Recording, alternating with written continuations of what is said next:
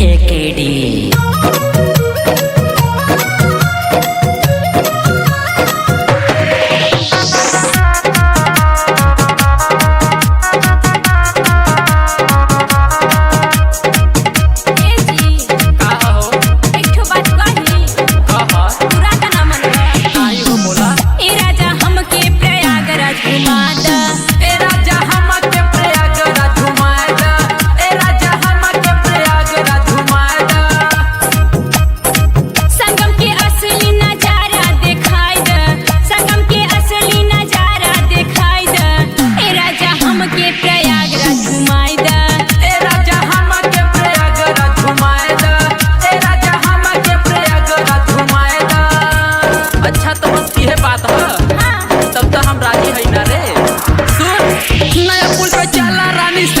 खिंचाए दी नया पुल पे चला रानी सेल्फी खिंचाए दी नया पुल पे चला रानी सेल्फी खिंचाए दी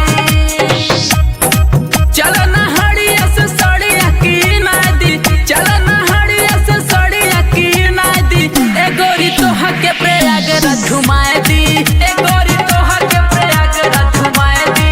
ए गोरी तोहा के प्रयागराज घुमाए दी। ए जी का हो आज हम कहाँ जाए सुनाओ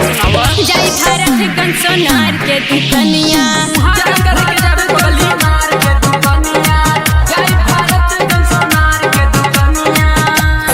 और सुना लगे कोराव जाम होके परेशानियां